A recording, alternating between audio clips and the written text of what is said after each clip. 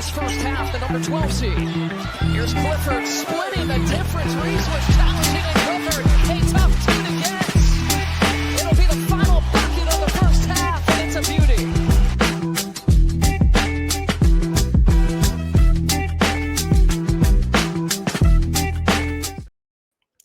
All right, hello everyone, and welcome back to Basketball in the Mountains. This is episode 30. It's been a bit for us here on Basketball in the Mountains, but last week I was in Dallas, or Frisco, I should say, for Big 12 football media days as that's starting to ramp up. And plus, not a ton going on, obviously, at this point of the summer. So decided to take last week off, and here we are at the end of this week on Friday here, July 18th, doing a little Summer League recap today. Obviously there's still games going on today, and then over the weekend, I think the semifinals are tomorrow and the championship game is on Sunday. But after kind of that first weekend of Summer League, it gets pretty ugly out there in Las Vegas with some of the games. So no, I don't think we're jumping the gun here by breaking down some of the in talking about some of our biggest takeaways from Summer League, the big winners, and kind of what we saw from the three teams here in the Mountain Time Zone with the Nuggets, Jazz, who obviously had a really interesting roster put together of young guys, which is probably going to look a lot similar to their regular season roster, and then the Suns as well with some of their newcomers. We'll discuss all of that. But to do so, we've got Troy Finnegan from ClutchPoints on the show. Troy and I did our big draft pod a couple months ago, our big board pod. That was a lot of fun. So Troy, happy to have you back on to talk about some of the guys that we talked about on that podcast. Yeah, absolutely. Happy to be back on. Enjoying the summer league, even the ugly summer league. I just like seeing some of the names. There was a lot of John Poulikitis happening last night, which I loved. So yeah. Yeah, it's been fun to see kind of it's always fun to see the guys and how they translate, especially when you don't like to overreact too much, but sometimes there's underreactions but sometimes their guys can really pop in Summer League. And it's like, well, Cooper Flagg may have struggled a little bit in his first stint against the Lakers. He came back and had another pretty incredible couple games after that. And it was like, okay, that's why he was the number one pick. Turns out Cooper Flagg is good, guys. Yeah. Yeah. Big surprise there, but it's nice to see some guys that maybe, I think the sophomores are always really interesting, which we'll talk about a couple of those guys to see how if you're not a rookie and you're coming back to Summer League, you want to see these guys really pop and, show that you've been playing against NBA guys, real NBA players, at least in practice for the last year or so. And you want those guys to be too good for Summer League, essentially, for that to be worth it and to make it, just kind of show that improvement. But the first guy we have to talk about today, and it's not anybody on any of the three teams in the Mountain Time Zone, but one of the most notable players who grew up right here in Colorado, and that is from the intro video, Nique Clifford. That's why I brought that one back today. Just easily been blown. He's just blown me away. I feel like he's been one of the MVPs of Summer League so far. You can tell every time he's on the court, he looks so comfortable in the setting, and it's just really good to see for Nique. I mean, he's averaging 18.5 points per game, shooting almost 60% from the field, 53% from three. He's getting the rebounds you're used to seeing him getting. He's dishing out assists at 5 a game. He's getting steals. Like, he's just doing a little bit of everything. And he's just kind of continued to show what he did last year at CSU, even, alongside some decent players on that Kings roster. Like, he was playing alongside Devin Carter for a little bit.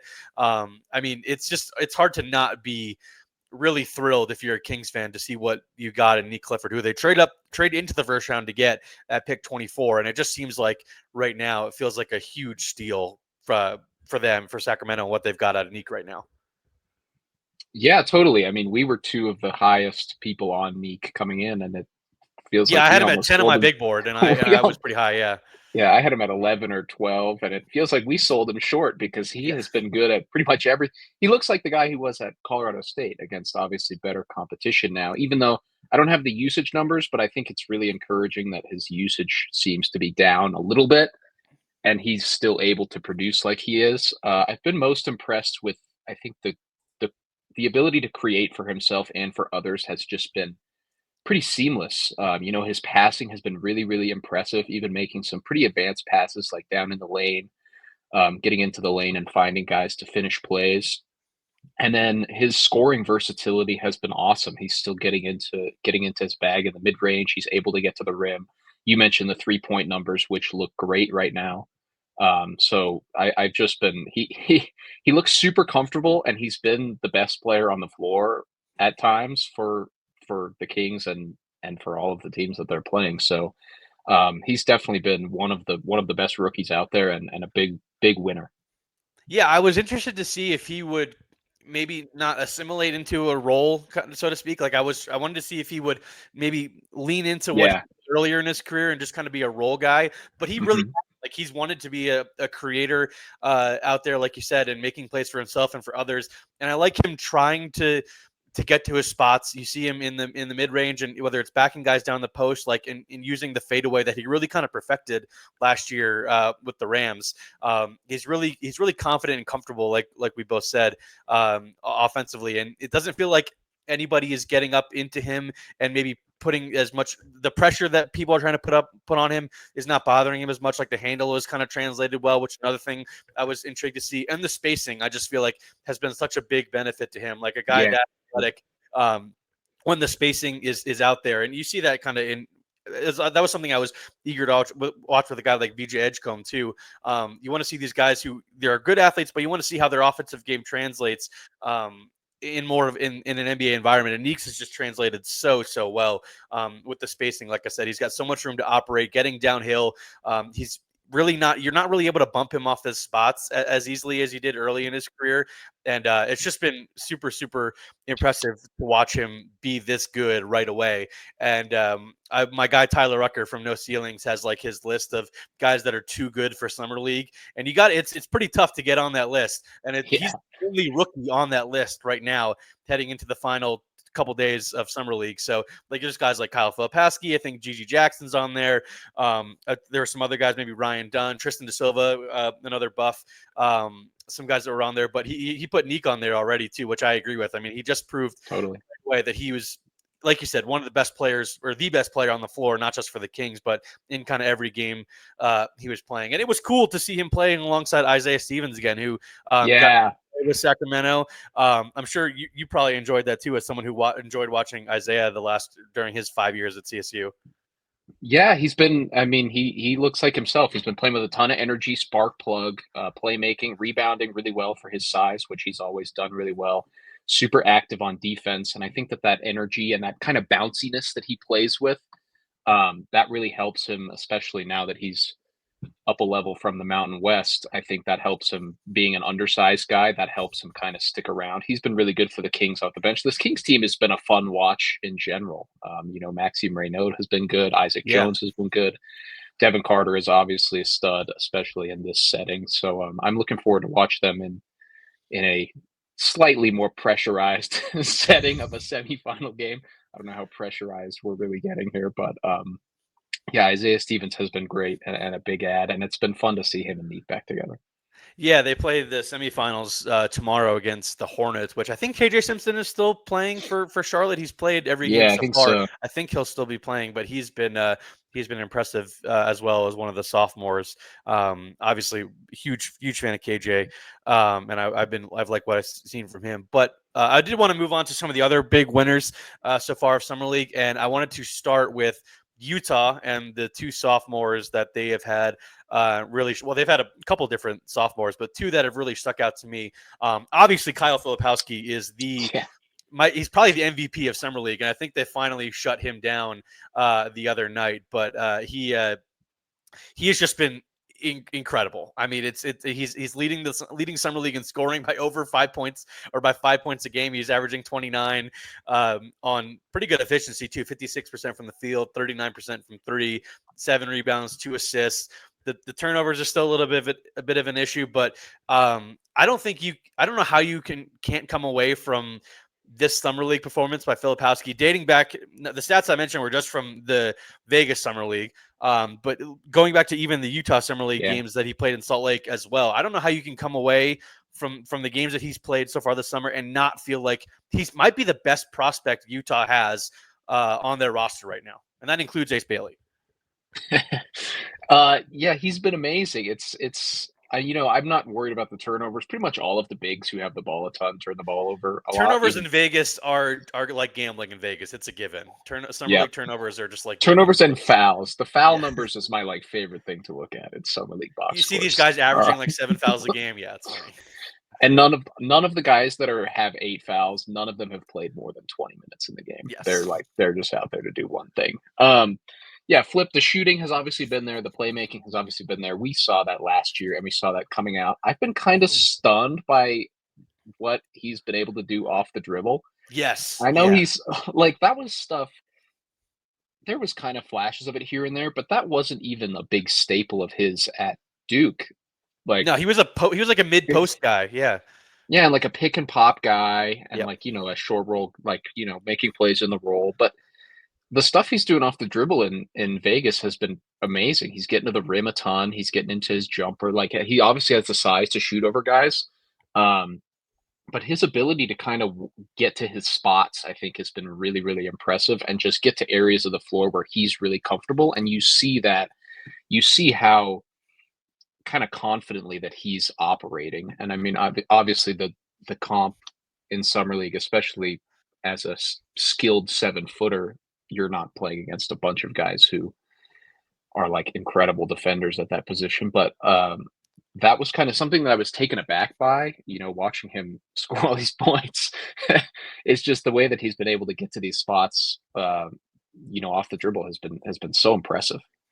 Yeah, that was the biggest thing for me, was going to the rim. Was my biggest takeaway from him, was just his ability to get by guys and show off his athleticism, which I think was underrated from his time at Duke. Like, I had him a lot higher on my board than he ended up going, which I think, was he the first pick of the second round? I think he was like 31 or 32. He was early in the second. He was one of the first picks of the second round. That was too low. And I was a little lower on him, but that was too low.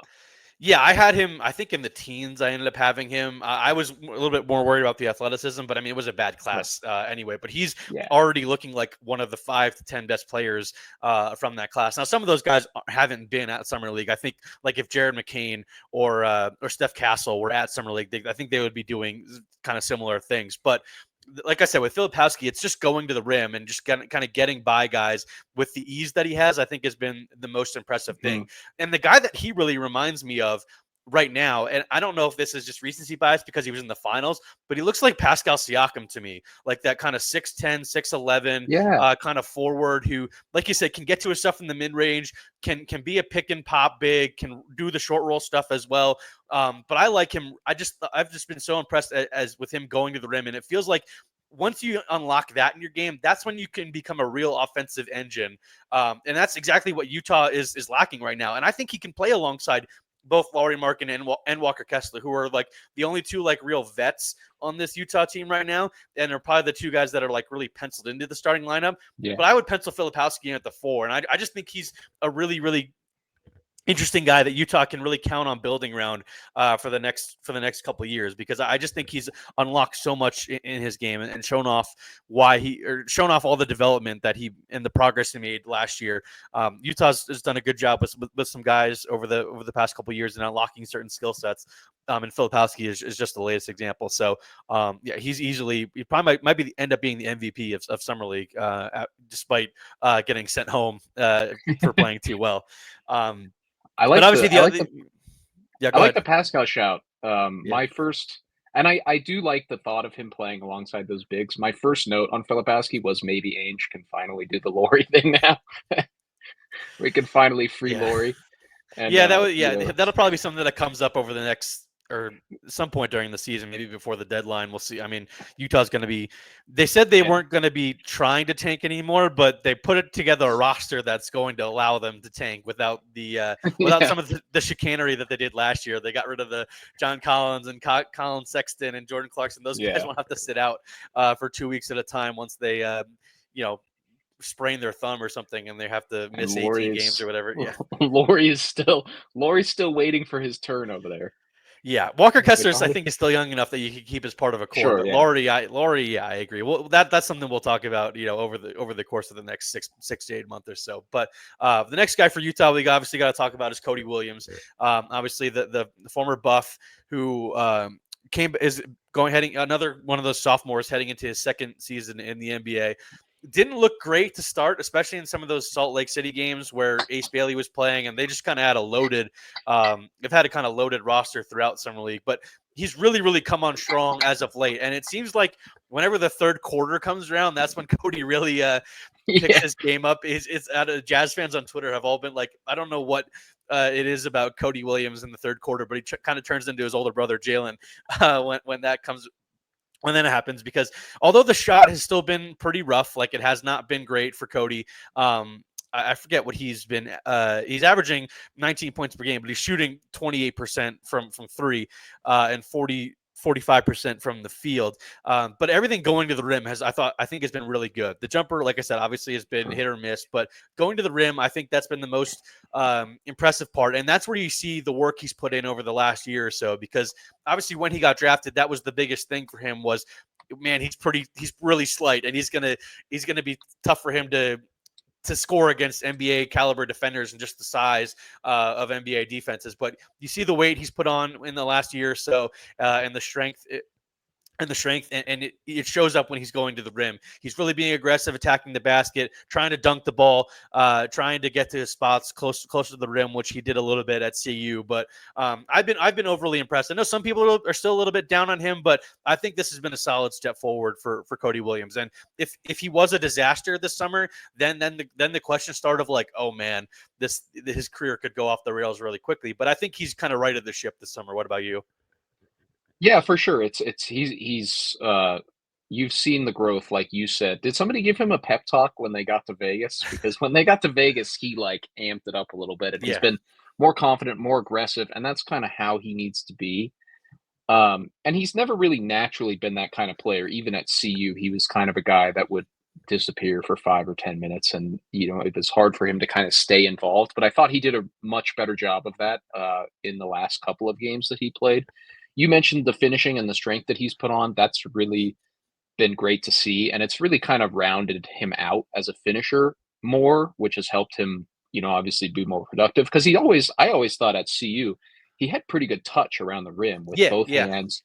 He would try to like post people up a little bit, like Yeah, when he totally. got mismatches. Well, mostly was like a height disadvantage. He would really try to get into the post and do like a little either right or left hook shot, like you said. Yeah, and he would get into his floater a little bit, so he's had good touch. But you're right, the strength that he's put on has really helped him against bigger, stronger guys inside that he's seeing in the NBA and in summer league, obviously.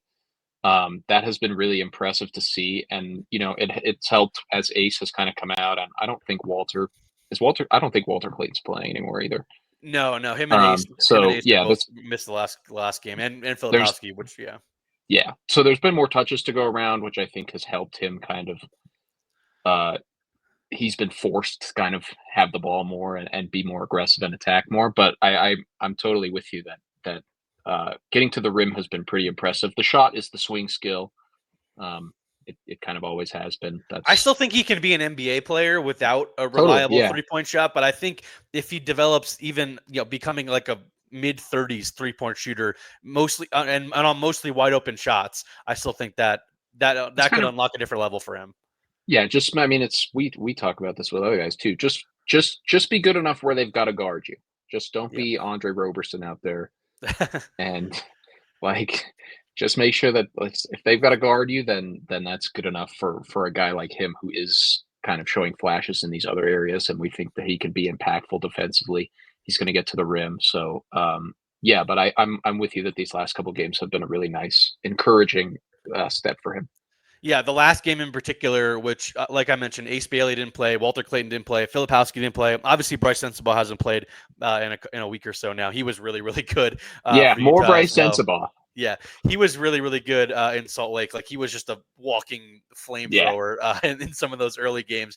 He had the Salt Lake Summer League record, didn't he? Didn't he set the Summer League record? He was just on fire. He just could not miss from three, and it was like everyone on the floor. So none of those guys played the other day on Wednesday night, and they still won. It was like Cody Williams and like Adama Sanogo and a lot of Elijah Harkless and Isaiah Collier. And Cody was clearly the best player on the Jazz. We can talk about Collier a little bit too, but Cody shot over 56% from the field in that game, 23 points, like I said, a couple rebounds, couple assists, couple steals, only a couple turnovers, wasn't fouling either, which I thought was encouraging. So even when Utah has really scaled up his role with other guys being out of the lineup. I think he's handled that well too. So before we move on from the Jazz, a couple other guys I wanted to hit. Obviously, Ace Bailey played mostly in Salt Lake City. I'm not sure. I forget how many games he played in Vegas, but it was kind of an unforgettable summer. But it wasn't like a disaster either. I would say, like, I think it was encouraging to see him try to fit into a role. I mean, he did have one pretty solid game. Agreed. I think it was in Salt Lake City against the Grizzlies, where he had like 18 points on 50% shooting, made a couple threes, rebounded the ball well. There were times where he disappeared out there, and that was maybe due to the Bryce Sensabaugh and Kyle Filipowski heaters that have been going on all summer. But what did you make of Ace's first impression? Yeah, the first thing I wrote was that Ace looked like about what we expected from Ace. I do like you said, that he was trying to fit into a role, but I think that also contributes to him disappearing, because he was still trying to obviously figure out how to do that in some ways, where he's not like the focal point. But look, he rebounded the ball well, like we thought. I thought he ran in transition well. I think that's one team that this Utah team has been doing pretty well in general. Collier has been doing that. That's one of my notes on Collier too, is the transition stuff I've really liked. The shot selection has still been inconsistent, but the catch and shoot stuff has been decent. You could tell the first game against Philly was the first game, I think. He was kind of like, he was trying to fit into the role, but he was also like, the second I touch his ball, it's going up. I'm getting him up. He's like, finally, you guys gave me the ball. I know. He would like, it was like he was in the role, and then the ball would come to him, and he'd be like, all right, well, I got to get him up at some point. They got him.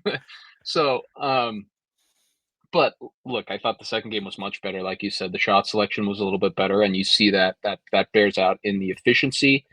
I would like to see him, and he's still a young player, and he's got to put on some weight and some strength, but like, I would just like to see him. We talked about this before the draft too, but I would just like to see him get a little bit more comfortable with contact, just especially inside, if he's going to be active on the glass, especially, which he is. That's one of the things that he does well. But like, I wrote down, there's a play against Memphis where he fought off a box out, grabbed the offensive rebound, and I was like, awesome, good, 3 feet away from the rim. And instead of going up into the contact, he like took a dribble back and then took a one-legged step back fade away, and he canned it. He made it. But I was like, that's not really. Just go right up with it. Yeah, just go right up with it. But so yeah, I'm kind of with you. That's kind of what I expected. It was not terrible. I did like to see that he was not like hijacking the operation, and that he was trying to fit in. Shoulder shrug on Ace Bailey Summer League. I thought the size was impressive too. Like, he looked bigger out there than I expected him to be. And like you said, that showed up on kind of the offensive glass. He was really aggressive in that regard, which was nice to see. I mean, it was kind of like what I agree. The shoulder shrug, kind of what I expected from Ace at times, in a good way and bad ways. So we'll see what he looks like once the season rolls around in October. But before we leave Utah, I wanted to compare Walter Clayton and Isaiah Collier, because they've both been featured a lot in Summer League. Walter Clayton, as we mentioned, has been shut down as of now, but Collier is still out there playing, getting shots up, trying to make plays for others. But it seems pretty clear to me, at least, that Walter Clayton is a much, much better prospect at point guard for Utah than Collier, who I thought had a pretty solid rookie season. Was definitely better than Cody Williams, which obviously is a low bar, but I thought Collier was fine as a rookie last year, but has not had the impact I would have expected him to have in Summer League this year. And Walter Clayton just looked, especially in Salt Lake City, just looked miles ahead of where Collier is right now as a player. Yeah, I've liked the playmaking from Collier, but he feels a lot more like a bench guard to me. Like, he's just, it feels like he's kind of stuck in the mud as a creator in the half court, especially. Like I mentioned before, I like the transition stuff, especially he gets the ball moving real quick in transition, which I really like. But creating for himself, and then you see this in some of the efficiency numbers, creating for himself, especially in the half court and getting his own shots, he's just not near the level that Walter Clayton is at. I thought Walter Clayton was really good after they he looked kind of uncomfortable coming off the bench in I think Yeah. the first game. He didn't play very well, and he kind of came in and was a little gun shy, which is not Walter Clayton, No. not Walter Clayton's thing at all. But once he got over that and they put him in the starting lineup, just the scoring upside I think is really good, and the playmaking I think will come along. That's not really his thing either. His thing is obviously being a scorer, but I think that'll come along. I thought he was a fine playmaker at Florida. So I think that'll catch up, especially if he has the ball more as a lead guard during the season. But yeah, I think that I'm with you. The scoring upside and the upside as a self creator really does it for me with Walter Clayton. All right, let's move on to the Nuggets now, and only a couple guys really want to talk about here, but obviously DaRon Holmes is the headliner for this year for the Nuggets.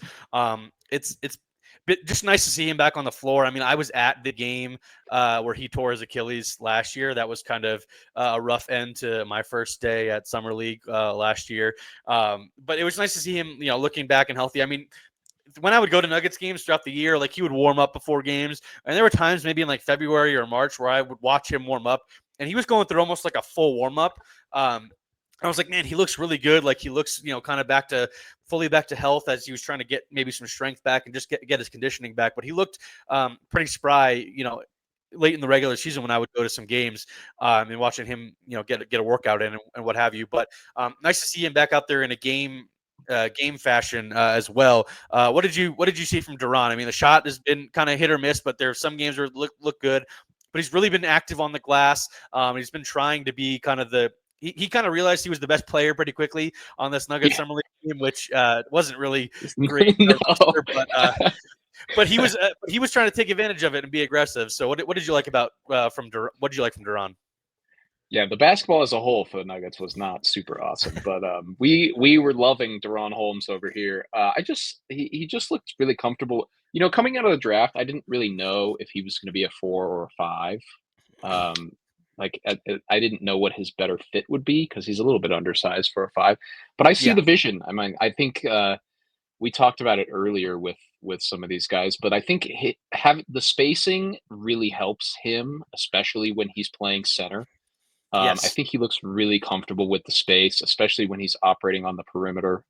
He's been a beast on the glass, which is great to see. 17 rebounds last night. Yeah, in that game. Yeah, he's been a monster on the boards, and he's been a good passer. So he's the turnover. He's another guy where he's had some high turnover games, which I don't really care. But I think that just the willingness as a passer and the ability to kind of as the best player on this summer league team, the fact that they can run stuff through him and it not look completely terrible, I think has been really great for his upside as a potential backup 5.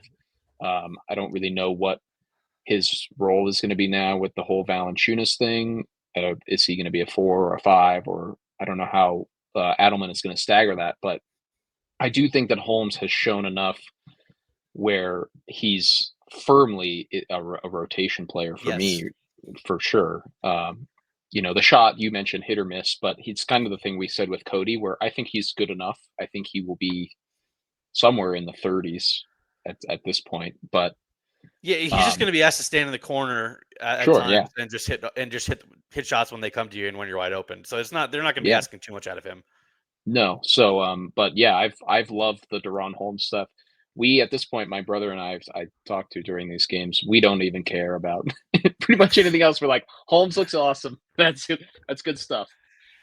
Yeah, I fully agree with you. I think he is a rotation player, and I think the vision is probably, you probably have 1 year of Valanciunas before he really gets the itch to go play and go make a couple $1 million a year to play in Greece, which salute. I would do the same thing if I was Big Val, but I think just 1 year, man. He'll probably we've been begging for a backup center. Please, just give us 1 year. I think the Nuggets will get 1 year out of Big Val, but and I think that'll be good for DaRon too, because I think whether Big Val wants to or not, I think we're going to get 1 year out of Big Val. We'll see how it goes. Let's see if he turns into Dario Saric. But I think he'll come around to it once he gets to Denver. But back to DaRon, I think I've been really encouraged, and I do think he still can be a 4 or a 5. Like I think he can be a 4 alongside Jokic. Mhm. And I don't think it's like the Zeke Naji where I don't know what you're worse at, a 4 or 5. I think DaRon can actually do both of those things and play both those spots pretty well. So I think it'll be interesting to see how he meshes with certain lineups. I know I think it was Jamal, Christian Brown, and Peyton Watson were all in Vegas this week, kind of working out with the team, which is probably good for DaRon to maybe run some pick and rolls with Jamal. And play alongside CB and PWAT because those guys he'll probably be playing a lot with this year with the bench unit and just kind of the second unit offensively. So it's just been nice to see him quickly assimilate himself and look like the guy that they drafted. Because I thought, I mean, even last year in that first summer league game, he was playing well until the Achilles injury, which happened, with only a couple minutes left in the game. So I think the Nuggets were pretty encouraged by the pick when they made it, and everything they saw leading up to the injury last summer was encouraging. And now it's nice to see kind of that work or that progress continue for him, because I do think he's going to be a guy for them this year, which is just really important, which is just really key because they have a pretty solid bench now. With Bruce Brown, with Valanciunas, with Peyton Watson, still coming off the bench, and then you can add in Strother and Pickett and Holmes, and that's a pretty good group of guys that you could pick from to come off the bench to spare the starting five, which is going to play a lot of minutes again this season. But I think David Adelman will have a lot more at his disposal and have a lot more faith in some of the guys coming off the bench than Malone did, especially at points of last season. But were there any other guys that stuck out to you? Obviously, Tamar Bates and Spencer Jones are the two-way guys. I think the Nuggets still have a two-way spot left, and I know who I would give it to if it was up to me. But or did anybody else stick out to you from Denver Summer League team? I know you said it's really just DaRon Holmes and not really paying much attention to anybody else, but did anything pop to you? Well, I feel like based on us watching college games last year that we're going to have the same vote for this last two-way spot. I wish Tamar Bates could dribble, really. I wish. Because I see it. He plays hard. He's active on defense. He's a transition beast. You see why the Nuggets liked him, for sure. Sure, yeah. The shot was kind of all over the place at times in the summer league. And I liked Tamar Bates. He was a fun college player. Give the last spot to Curtis Jones, please. Yes. I want Curtis Jones to get the last two-way. I just love the scoring upside. I just love the shot creation upside that he has. And he's just an awesome watch. He had one big game off the bench, I think, where he was like 8 for 10 or something. Points, yeah, he couldn't miss the one game that they played. He's been super impressive to watch, and he was pretty clearly one of the better players on Denver's Summer League roster. And I would obviously give him the final two-way spot as well. It's kind of like maybe like a Monty Morris style guard, like totally. Plays well off of a big like Jokic, but can also create his own shot. He's not going to really do anything on defense, but if you give him an ounce of space on offense, he'll either put up a shot or he's able to get to the rim. He was really fun to watch on that Iowa State team last year. He was their best offensive player on a really, really good defensive team. So obviously we've been fans of him for a couple years, and he's cousin of Javon Hadley, who played at CU for a couple years and is back for, I think, a 6th season of college basketball. He's at Louisville because he got to benefit from the JUCO rule. So he'll be a part of a pretty good, awesome Louisville team. Yeah, it's really going to be an awesome Louisville team next year. And now we'll see if Curtis, if not, he would be a nice fit for the Nuggets G League team in Grand Rapids. And I think he could be one of those guys that puts up big numbers in the G League next year, regardless of where it's at. So let's move on to the. Oh, go ahead. Can I get one quick? I loved EJ Liddell trying out for the Draymond Green role on the team. So I was a big EJ Liddell guy out of college, but it's not worked out. Shout out to EJ Liddell, who just was ready to deter anyone from coming to the rim at any time. And he was the guy that was using up those 10 fouls too. Yes, he was. All right, let's move on to the Suns, because that's the last thing we got to cover before we get to some parting thoughts. Obviously, the headliner is Khaman Maluach, who they took at number 10 overall. Still love the pick, despite some of his struggles. I think he was like a minus 13 on average in the games he played. Still trying to get to that conditioning level. I think that Phoenix wants to get him to. I think he only played around 20, 21 minutes a game, which is what he did at Duke as well. I think he averaged about 10 points per game. 35% shooting from the field. He had more willingness to take threes, but they weren't going in.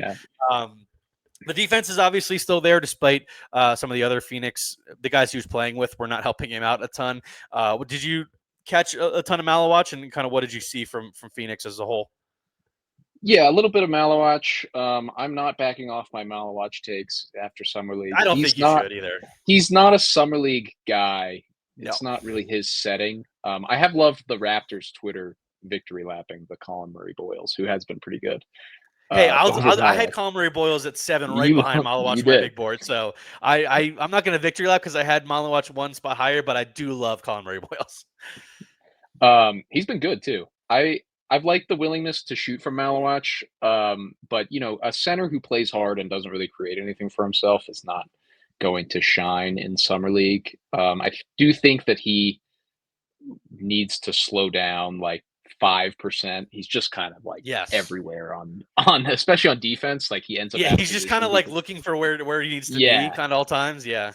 He's like when you coach offensive linemen in football, they say look for work. That's like him on defense. He's like looking for something to do all the time, and he ends up out of position sometimes, but that'll come with reps. One of the things I wrote was please let him play with some better guards. And then I thought, Jalen Green, maybe not Jalen Green. Well, at least Bradley Beal's out of there now. Yeah. Well, you get younger Bradley Beal. Congrats. Yeah, that's true. That's I did make that comparison earlier in the offseason. But he'll look nice next to Devin Booker. I agree. Yes, for sure. And I think that getting him in the building and he will get better he's another guy. I mean, this was one of his big sells before the draft. He is going to continue to get better. He got better at Duke. He hasn't been playing basketball for a ton of time. So I think, especially what I was just talking about with the defense, that will get better. So it wasn't awesome, but I don't have any alarm bells on Maluach at this point. Yeah, and the other two guys that I think will be rotation guys, whether at the start of the season or at some point during the season, because they were part of the rotation last year, and that's kind of how Phoenix has needed to operate at times, is Ryan Dunn, obviously, and Oso Ighodaro, two of the guys they drafted last year. They both kind of flashed at times. Ryan Dunn is still somehow a shooter, despite not doing any of that at Virginia.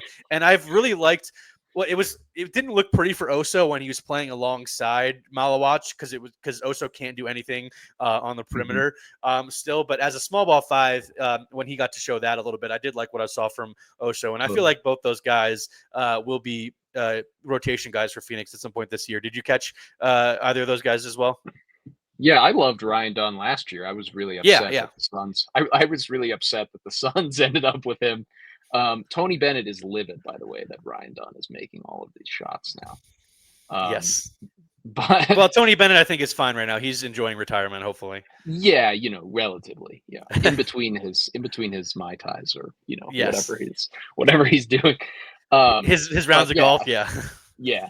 I've loved Ryan Dunn. The 3-and-D stuff has been there. I think that I would be surprised if he's not a really impactful, I think he can get a lot of minutes on that team, which he might start. Awesome. Yeah, sure. And then Oso, I liked Oso at Marquette. He was a guy with role questions, coming out too. That was an awesome Marquette team. Obviously, they played against CU in the tournament. Yeah, but I was at that game. Yeah, he was great in that game. Yeah, he was awesome in that game. All of those skills have translated, though. The passing, especially. He's done some ball handling, done some passing, which I've really liked from him. And I think that he's really shined as a guy who can potentially be a backup five for them in some minutes. I like you mentioned with the stuff of him playing the four is probably not going to be awesome, but I've really liked kind of the soft skills that he's shown, and that's been impressive. Yeah, he'll be the third string big for them behind Maluach and Mark Williams, who are obviously the top two. Oso did go 3 of 10 from the line the other day in one of their games, so that was rough. He had 17 points on 10 shots, but despite going 3 for 10 from the line, like he was 7 of 10 from the field. Just kind of doing all the small ball five stuff, like I said. But that was kind of it for Phoenix, except for Kobe Brea, who did catch fire. I know you and I both loved watching him at Kentucky last year. Yep. There were a lot of 2 for 8 from 30 games from him, but I think one of the games Kobe Brea really caught fire. I forget what it was, but he was like he made like 5 or 6 threes in one of the game. Do you feel like he could be a guy at all, or what are you thinking about Kobe Brea? I don't know if the defense is going to get there, and I don't know if I just don't know because he's a guy where 10 or 15 years ago he would be in the rotation automatically, but I feel like Yes. the shooter only archetype is kind of going away. He needs to find one more skill because he's that good of a shooter where he's going to be a plus offensively on the floor whenever, but the defense is just really a long way away right now. And can he Yeah. add any impact on that side of the ball? But there are a few guys that are more fun to watch when they get going, like he did in that one game. Yeah, I think he was 4 or 5 from that game and was like 7 to Yeah, 10 from the field. Like he just really he was caught rolling. fire. Yeah, And I think that was like the only game that they won, Phoenix, because they've been kind of getting blown out in some of these games. But who really cares? I feel like All right. the regular season might look like that at times too. Yeah, probably. Yeah, I'm intrigued to watch them whenever they come to Denver. I want to watch them in person and see Maluach and some of the other younger guys and see how they play alongside Booker. We'll see how the Jalen Green experience goes now that Bradley Beal has officially been bought out, which I'll probably talk about at some point in the coming weeks on the podcast, as it's very clearly a new era in Phoenix, which they probably really needed a cleanse of the locker Very room for sure. very Clippers of the Clippers to be in on Bradley Beal. Very Yeah. Clippers move. Yeah, my friend said the other day that he's calling them the Los Angeles retirement home. That's going to be their name for this year. But I think the Clippers will still be really good regardless. But at least in the regular season. Yeah, sure. Oh yeah, they're a good team. Before James Harden no-shows a couple games in round 1 like he did this past year. But so before we get out of here, any parting thoughts, like other Summer League winners? I mentioned KJ Simpson earlier. He's been really, really good for Charlotte, who, like we said, are playing against Sacramento and Nique tomorrow in the semifinals. Khaman Knippel's been really, really good as well. Tristan Da Silva played 2 games before getting sent home because he was too good for Summer League. On the Magic front, I did like what I saw from Jace Richardson. You and I have been really high on him. Yeah, he's one of mine too. You have any other takeaways and winners from Summer League so far? Yeah, I had Jace out here. I was saving VJ for you. I was going to let you take. I mean, he played 2 games, and one of them was bad for a half, but he looked really good in the first game he played. I think he had like 28 points on 27 shots awesome in Salt Lake City. But yeah, I think he looks like. I think he showed more than I expected off the dribble, which was impressive for VJ. Yeah. Jace was one of mine. I have Terrence Shannon on here. I thought has been really good. 26-year-old Terrence Shannon Jr. balling out in Vegas. Yes, which was predictable for he's both old and the perfect type of player to ball out at Summer League.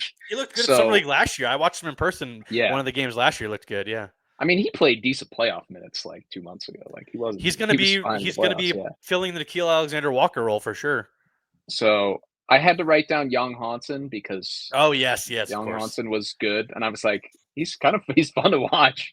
And this is that's another guy. This is a good setting for him, a big, skilled, center. And I saw when Dame signed yesterday, somebody tweeted stars are already lining up to play with Young Hansen. on that front, I saw somebody tweet yesterday. It was like Dame in 2028 on the Young Hansen Blazers, and it was a picture of Mavericks Jason Kidd from like the 2011 Mavericks. I was like, this is great. That's great stuff. We're all here for the Young Hansen era. Yes. Yeah, we love Young Hansen, rooting for him, especially because people were just going after him at the draft. And I was like, all right, like it was a reach, but come on. Give the guy a chance. Yeah. And they named him. It's like the Derek Queen thing. They called him a Jokic name. Like now I'm a fan. I'm rooting for him. Chinese Jokic. I'm excited to watch him in person. I'm gonna go. Portland always, the last couple of years at least, they've played like back-to-back games in Denver. They've made like only one trip to Denver, but they played the 2 games. And I've always gone to catch Jabari Walker, who is now on a 2-way with the Sixers. But I'm definitely gonna go when Portland comes this year, and I want to watch Young Hansen in person. Hopefully he's not injured or anything, and he's playing because that'll be fun to watch. My last one, you mentioned Khaman Knippel, and he's been great. And my Liam McNeely takes are staring. I know, yeah. Right now, I was like, we were both on the same page. That's another spacing guy. That's another spacing guy where he looks so much better with more space. And the shot, he's a good shooter. Obviously, we knew that, but he's looked a lot more comfortable and able to get more shots that I think he is comfortable with than he got at UConn on that team that was pretty offensively challenged. last year. So he's been really impressive to me, and that was pretty surprising. We'll see how it translates into the season, but that was one where I'm like, ooh, I might have missed on this. Yeah, I know. I did have him I think I had him at the back half of the 20s, so I might have did missed too. on that one. It was like I had him at 28 like or something 28. on mine. Yeah, I had him Yeah. 27, 28, something like that. I might have missed as well. I just hated watching every second of him at UConn last year.